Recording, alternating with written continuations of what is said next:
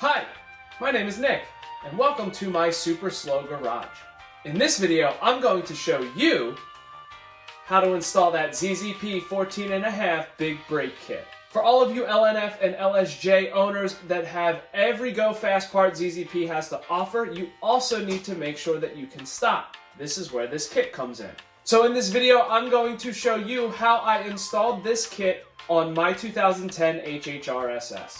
Now in this particular kit, you will receive the following. One CTSV driver side caliper and one CTSV passenger side caliper. You have the option of choosing either gloss silver or this yellow gold color, or you could do what I did and just get them powder coated whatever color you want.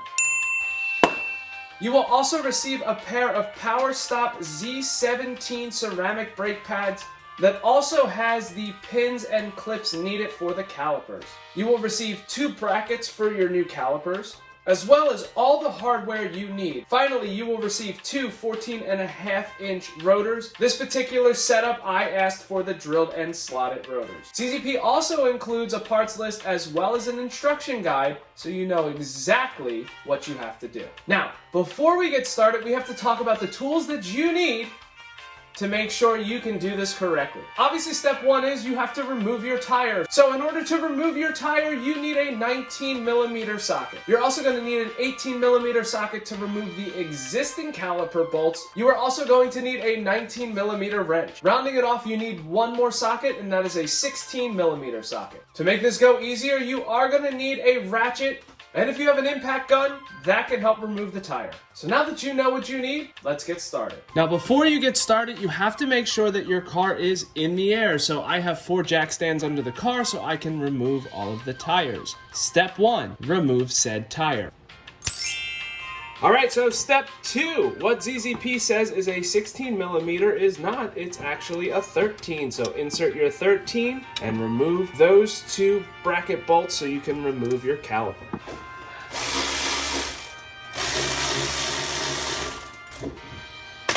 Now once you remove those 2 bolts, make sure you put your caliper somewhere where this is not being stretched. So I am using a half a case of royal purple. Next step, remove old rotor.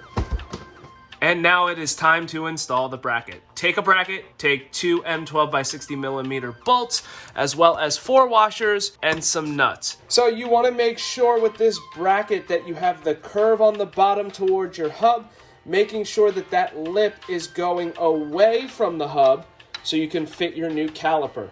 Take one of those bolts, insert a washer, and put it in place. Take another washer, put it on the other end, and then finger tighten. Do the same thing for the bottom.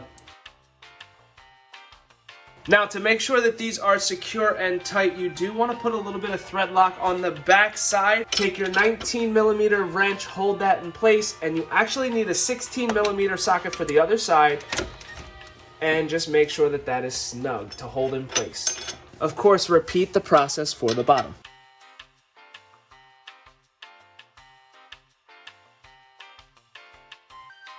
Now you have to add the rotor to the hub. Now before you do this, make sure you take a look at the rotor. It's going to say rear driver side.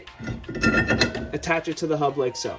Now to make sure you secure it in place, take 2 of your lug nuts and just finger tighten them to hold the rotor in place for the next step. Okay, now that the rotor is in place, we're going to take our calipers, which are assembled like you see here, with pads, pins, everything else. You want to make sure that those bleed valves are facing upwards, so that's how you know that you have it set up correctly. And we are going to slide in place. You're going to take the shorter bolts, which are the M12x40mm, attached to the back like so.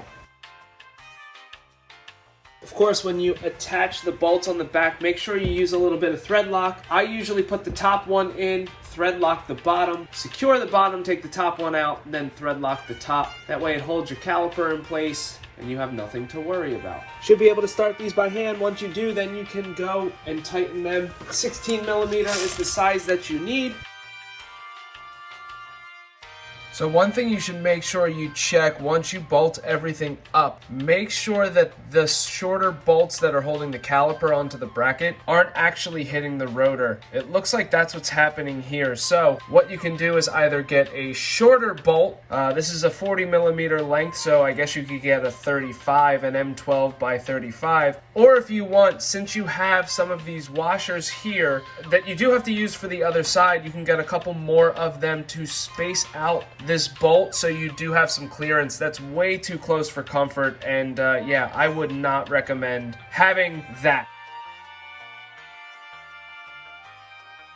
Now that you are set up, the next thing is we have to hook up the brake line from the old caliper to the new one. Since I already have stainless steel braided lines, all I have to do is disconnect from the old caliper and connect to the new caliper.